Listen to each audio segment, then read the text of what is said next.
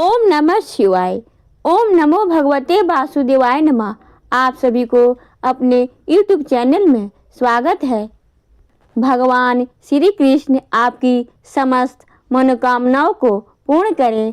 और अब भगवान श्री हरि विष्णु का ध्यान करके आज की पावन कथा का प्रारंभ करते हैं।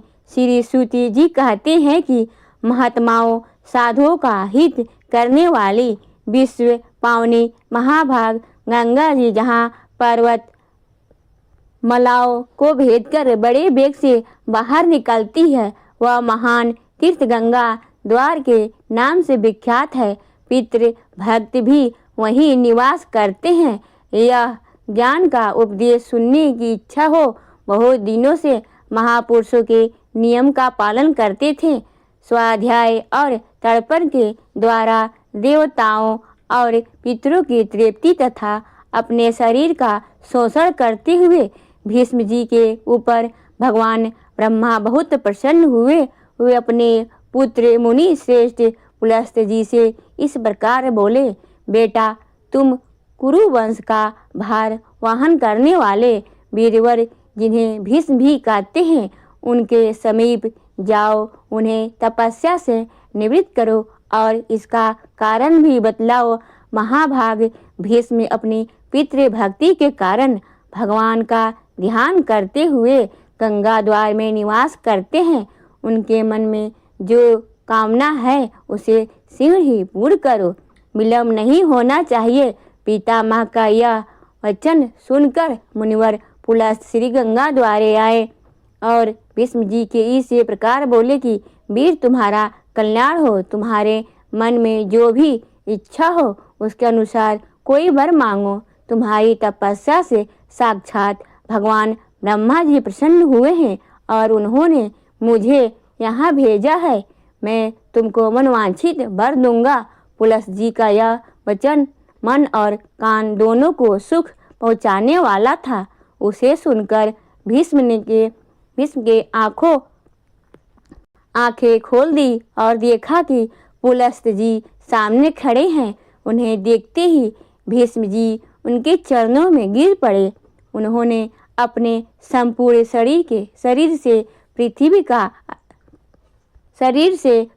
का स्पर्श करते हुए उन मुनि श्रेष्ठ को साष्टांग प्रणाम किया और कहा कि हे भगवान, आज तो मेरा जन्म सफल हो गया। यह दिन बहुत ही सुंदर है क्योंकि आज आपके विश्व चरणों का मुझे दर्शन प्राप्त हुआ है।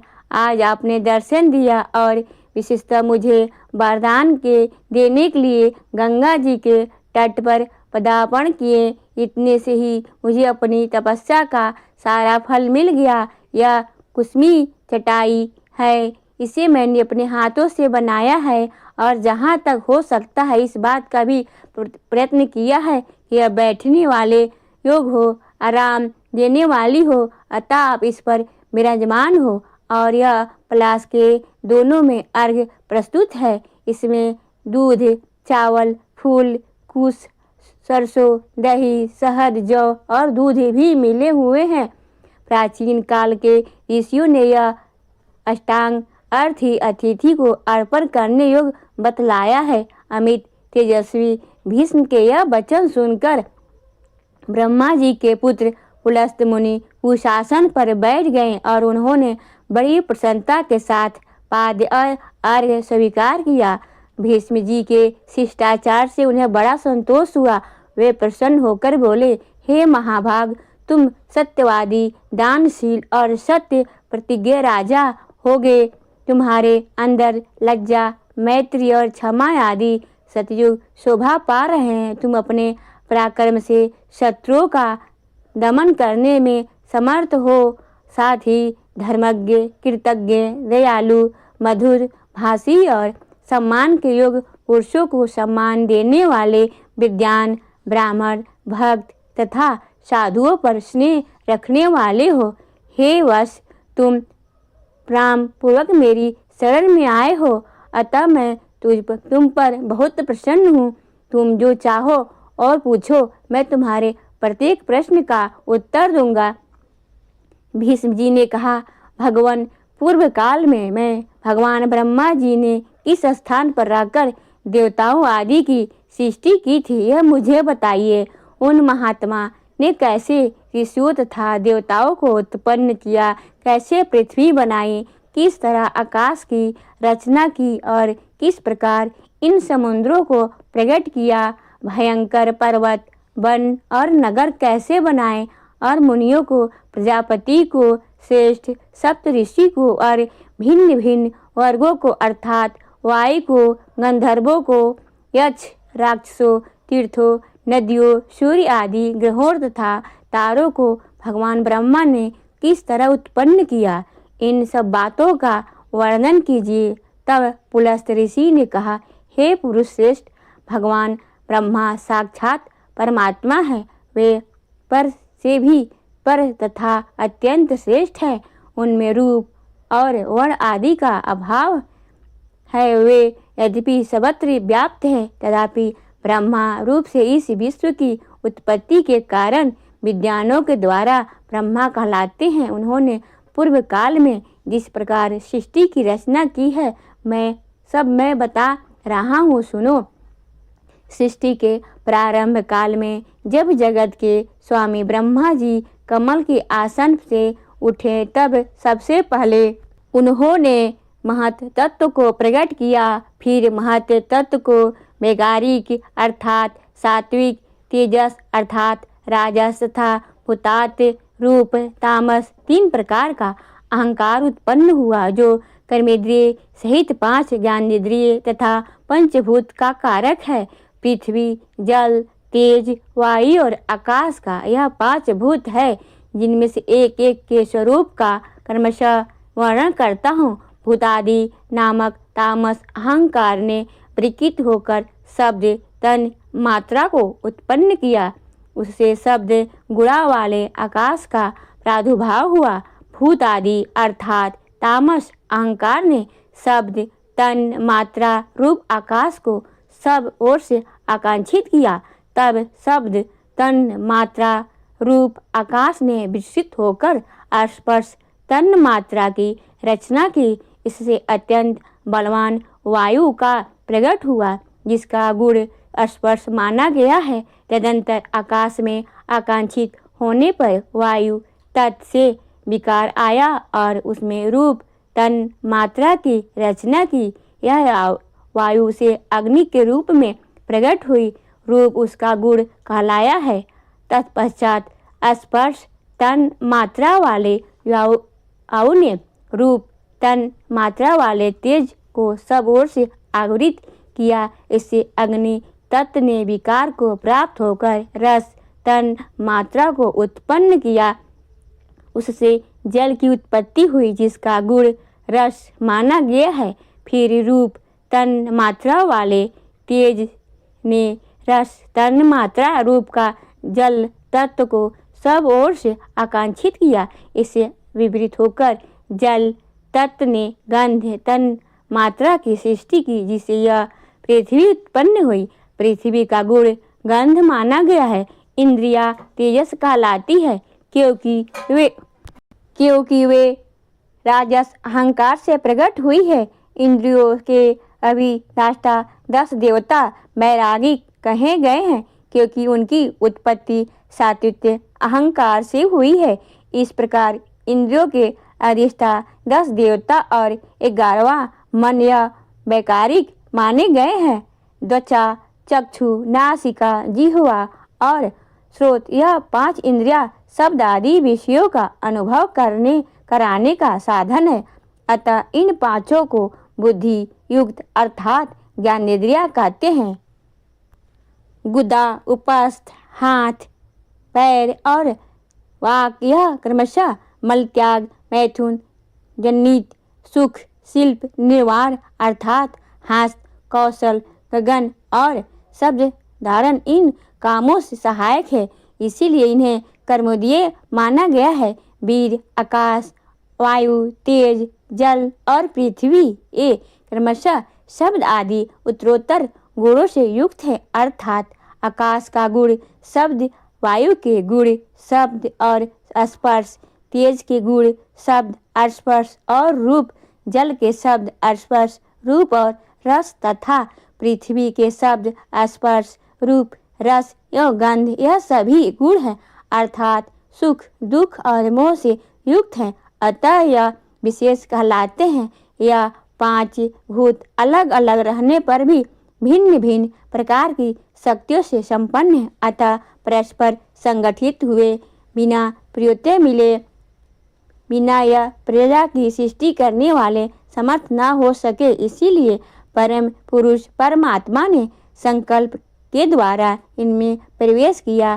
फिर तो महातत्व से लेकर विशेष प्रत्यय सभी तत्व पुरुष द्वारा अधिष्ठित होने के कारण पूर्ण रूप से एकत्र हो प्राप्त हुए। इस प्रकार परस्पर मिलकर तथा एक दूसरे का आश्रय लेकर उन्होंने अंड की उत्पत्ति की। भीष्म जी उस अंड में ही पर्वत और द्वीप आदि से सहित समुद्र ग्रहों और तारों सहित संपूर्ण लोक तथा देवता असुर और मनुष्य सहित समस्त प्राणी उत्पन्न हुए हैं। यह अंड सूर्य की अपेक्षा 10 गुनी अधिक जल अग्नि वायु आकाश और भूत आदि अर्थात तामस अहंकार से आवृत है। भूत आदि महत से घिरा है तथा इन सबके सहित महत्व भी अव्यक्त अर्थात प्रधान या फिर मूल प्रकृति द्वारा आवृत है।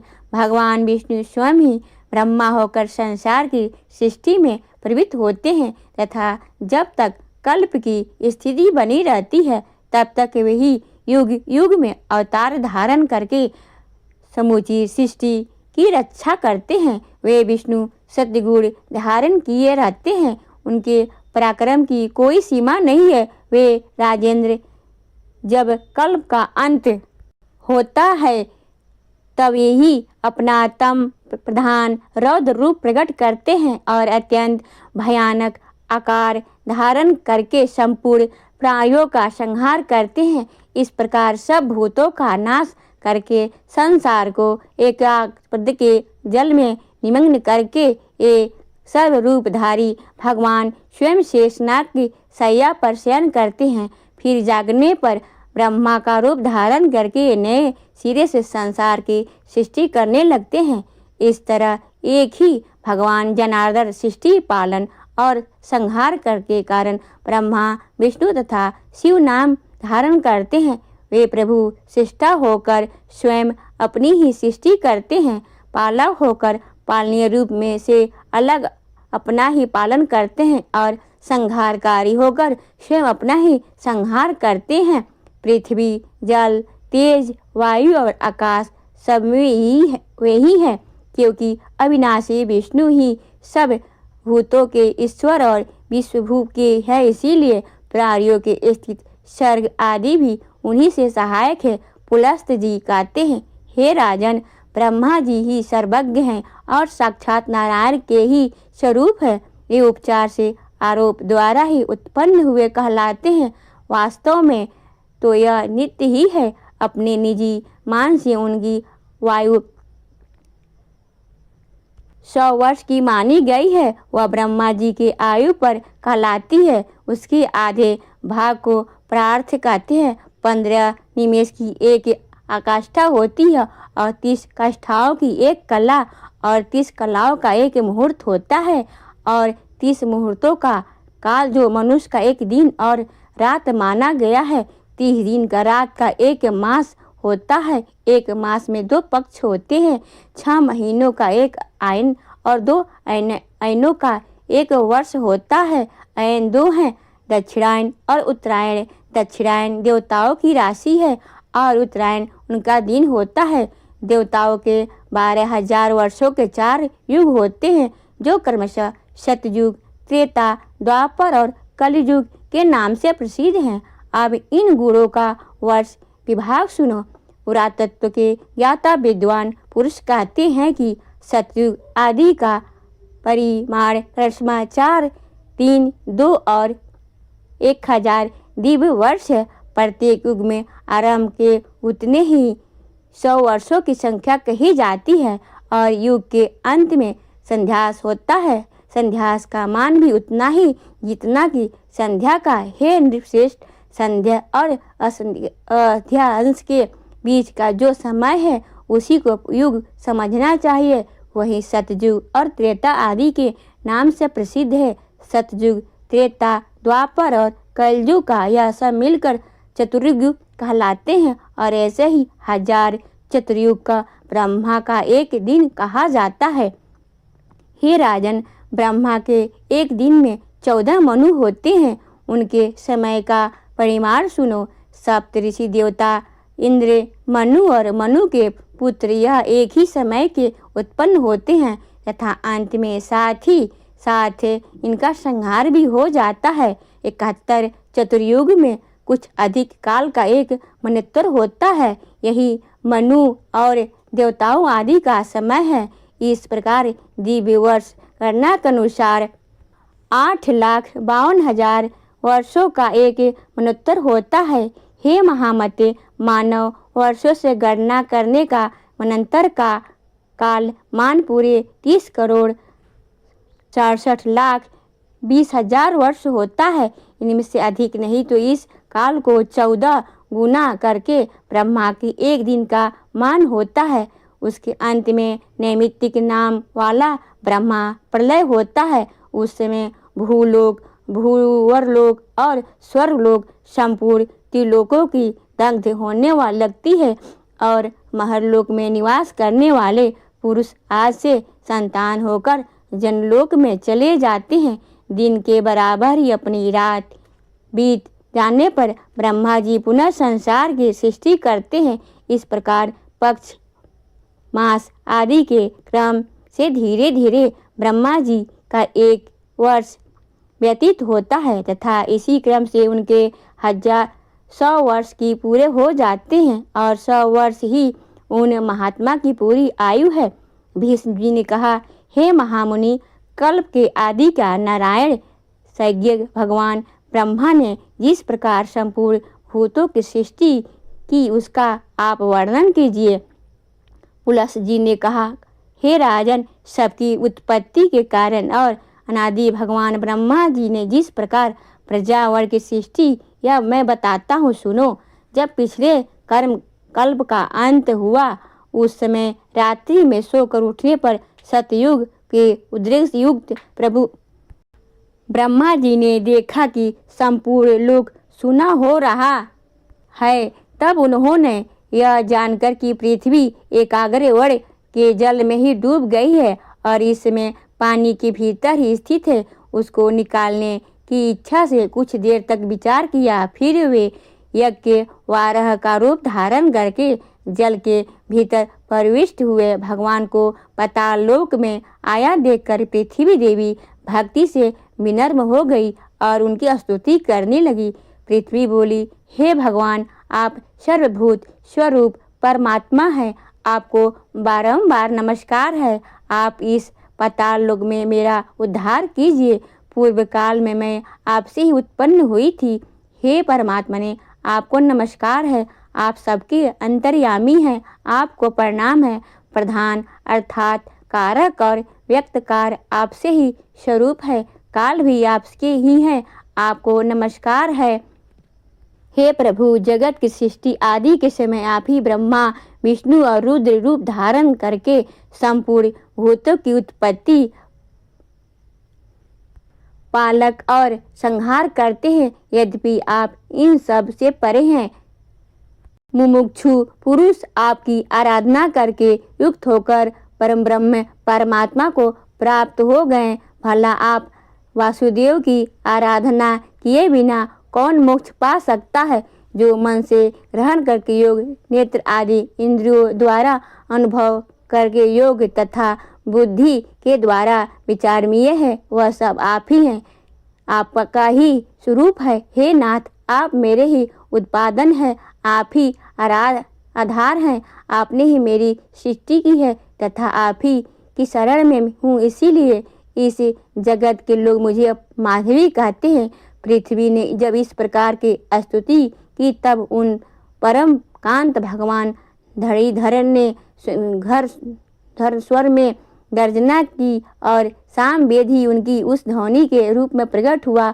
उनके नेत्र खिल उठे, कमल के समान शोभा पा रहे थे तथा शरीर कमल के पत्ते की तरह श्याम रंग का था। मन वाराह रूपधारी भगवान ने पृथ्वी को अपनी दाढ़ों पर उठा लिया और रसातल से वे ऊपर की ओर बढ़े। उस समय उनके मुख से निकली हुई सांस के आघात से उछले हुए उस प्रलयकालीन जल में जनलोक के रहने वाले सनंद आदि मुनियों को भिगोकर निष्पाप कर दिया। निष्पाप तो वे थे ही, उन्हें और भी पवित्र बना दिया। भगवान बारह का उदर जल से भीगा हुआ था। जिस समय वे अपने वेदमय शरीर को कांपते हुए पृथ्वी को लेकर उठने लगे, उसी समय आकाश में स्थित महर्षि गण उनकी स्तुति करने लगे। ऋषियों ने कहा, जनेश्वरों के भी परमेश्वर केशव, आप सबके प्रभु हैं। गदा, शंख, उत्तम खड्ग और चक्र धारण करने वाले हैं। सृष्टि, पालन और संहार के कारक तथा ईश्वर भी आप ही हैं। जिसे परम पद कहते हैं वह भी आपसे भिन्न नहीं है। हे प्रभु, आपका प्रभाव अतुल्य है। पृथ्वी और आकाश के बीच जितना अंतर है वह सब आपके ही शरीर से व्याप्त है। इतना ही नहीं, यह संपूर्ण जगत भी आपसे ही व्याप्त है। हे भगवान, आप इस विश्व का ही हित साधन कीजिए। हे जगदीश्वर, एकमात्र आप ही परमात्मा है, आपके सिवा दूसरा कोई नहीं है। आप ही की महिमा है जिससे कि यह चराचर जगत व्याप्त हो रहा है। यह सारा जगत ज्ञान स्वरूप है, तो भी अज्ञानी मनुष्य इसे पदार्थ रूप से ही देखते हैं। इसीलिए इसे उन्होंने इस संसार समुद्र में भटकना पड़ता है। परंतु हे परमेश्वर, जो लोग विज्ञानवेत्ता हैं, जिनका अंत कारण शुद्ध है, वे समस्त संसार के ज्ञान में ही देखते हैं और आपका स्वरूप ही समझते हैं। हे सर्वभूत स्वरूप, हे परमात्मन, आप प्रसन्न होइए। आपका स्वरूप अप्रिय है। हे प्रभु, हे भगवान, आप सबके उद्धार के लिए ही इस पृथ्वी का उद्धार एवं संपूर्ण जगत का कल्याण कीजिए। हे राजन, सनकादि मुनि जब इस प्रकार स्तुति कर रहे थे, उस समय पृथ्वी को धारण करने वाले परमात्मा वाराणसी की इस वसुंधरा को ऊपर उठा लाए और उसे महासागर के जल पर स्थापित किया। उस जल की राशि के ऊपर यह पृथ्वी एक बहुत बड़ी नौका की भांति स्थित हुई। तत्पश्चात भगवान ने पृथ्वी के कई विभाग करके 7 द्वीपों का निर्माण किया तथा भूलोक, भूअर लोक, स्वर्लोक और महल लोक, इन चारों लोकों की पूर्वतः कल्पना की। तदंतर ब्रह्मा जी ने भगवान से कहा, हे प्रभु, मैंने इस समय जिन प्रधान असुरों को वरदान दिया है, उनको देवताओं की भलाई के लिए आप मार डाले। मैं तो सृष्टि रखूँगा, उसका आप पालन करें। उनके ऐसा कहने पर भगवान विष्णु तथास्तु कहकर चले गए और ब्रह्मा जी ने देवता आदि प्राणियों की सृष्टि आरंभ की। महत्त्व की उत्पत्ति को ब्रह्मा की प्रथम सृष्टि समझना चाहिए। तन मात्राओं का अभिभार दूसरी सृष्टि है। इसे भूत सर्ग भी कहते हैं। वैगारिक अर्थात सात्विक अहंकार से जो इंद्रियों की उत्पत्ति हुई है वह तीसरी सृष्टि है। उसी का दूसरा नाम इंद्रिया सर्ग है। इस प्रकार यह प्राकृतिक सर्ग है जो अबुद्धि पूर्वक उत्पन्न हुआ है। चौथी सृष्टि का नाम है मुख्य सर्ग। पर्वत और वृक्ष आदि स्वथाचर वस्तुओं की मुख्य कहते हैं। दीर्घकाल कहकर जिनका वर्णन किया गया है वे पशु, पक्षी, कीट, पतंग आदि की 5वीं सृष्टि के अतिरिक्त वाले हैं। उन्हें त्रिवेदी योनि भी कहते हैं। तत्पश्चात उर्वेता देवताओं का स्वर्ग वही है, वही 6ठी सृष्टि है और उसी को देव सर्ग भी कहते हैं। तदंतर 7वीं सृष्टि अवारक श्रोताओं की है, वही मानव सर्ग कहलाता है। 8वां अनुग्रह सर्ग है, वह सात्विक भी है और तामस भी। इन 8 सर्ग में से अंतिम 5 व्याकुल सर्ग वाले गए हैं तथा आरंभ के 3 सर्ग प्राकृतिक बताए गए हैं। नमी कुमार सर्ग है, वह प्राकृतिक भी है और व्याकृत भी। इस प्रकार जगत की रचना से प्रवृत्त हुए जगदीश्वर प्रजापति के यह प्राकृत और व्याकृत नामक 9 सर्ग तुम्हें बतलाए गए हैं जो जगत के मूल कारक हैं। अब तुम और क्या सुनना चाहते हो? भीष्म जी ने कहा, हे गुरुदेव, आपने देवताओं आदि सृष्टि थोड़ी सी ही बताई है। हे मुने श्रेष्ठ, अब मैं उसे आपके मुख से विस्तार के साथ सुनना चाहता हूँ। तब पुलस जी ने कहा, हे राजन, संपूर्ण प्रजा अपने पूर्वकृत शुभाशुभ कर्म में प्रवाहित करती है, अतः प्रलय काल में सबका संहार हो जाने पर भी वह उन कर्म से संहार से मुक्त नहीं होता पाती। जब ब्रह्मा जी की सृष्टि कार्य में प्रवृत्त हुए उस समय उनके देवताओं से लेकर स्थावर पर्यंत 4 प्रकार की प्रजा उत्पन्न हुई। वे चारों ब्रह्मा जी के मानसिक संकल्प से प्रकट होने के कारण मानसी प्रजा कहलाई। तदंतर प्रजापति ने देवता, असुर, पितर और मनुष्य इन 4 प्रकार के प्राणियों की तथा जल की सृष्टि भी की करने की इच्छा से अपने शरीर का उपयोग किया। उस समय सृष्टि की इच्छा करने वाले मुक्त आत्मा प्रजापति की जंघा से पहले दुरात्मा असुरों की उत्पत्ति हुई। उनकी सृष्टि के पश्चात भगवान ब्रह्मा ने अपनी वैश्य अर्थात वायु की इच्छानुसार वर्गों को अर्थात पक्षियों को उत्पन्न किया। फिर अपनी भुजाओं से भेड़ों और मुख से बकरों की रचना की। इसी प्रकार अपने पेट से गाय और भैंसों की तथा पैरों से घोड़े, हाथी, गधे, नील गाय, हरिण, ऊंट, खच्चर तथा दूसरे पशुओं की सृष्टि की। ब्रह्मा जी की रोमवाली की फल मूल तथा भांति भांति के अन्नों का प्रादुर्भाव हुआ। गायत्री, छंद, ऋषिवेद, त्रिवेद, रथ तथा अग्निहोत्र यज्ञ को प्रजापति ने अपनी पूर्ववर्ती मुख से प्रकट किया। चतुर्वेद, निष्ठुवन, छंद, पंचदश, स्तोत्र, वहतश्राम और उक्त की दक्षिणा वाले मुख से रचना की। सामवेद, जगती छंद, सप्तदश, स्तोत्र, भैरव और अतिरात्रि भाय की सृष्टि पश्चिम वाले मुख से की तथा एक वश स्तोत्र, अर्थवेद, आपत्रुयम, अनुष्टुम, छंद और वैराज का उत्तरीय मुख से उत्पन्न किया। छोटे बड़े जितने भी प्राणी हैं सब प्रजापति के विभिन्न अंगों से उत्पन्न हुए।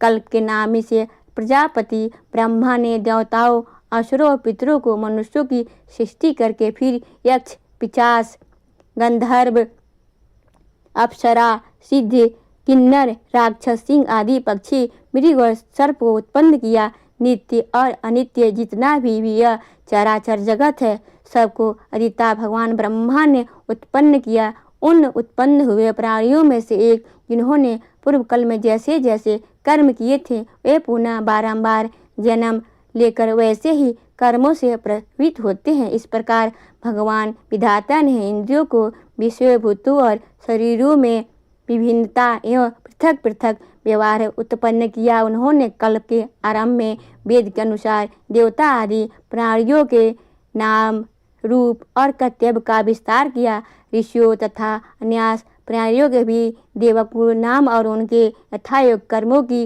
भी ब्रह्मा जी ने निश्चित किया।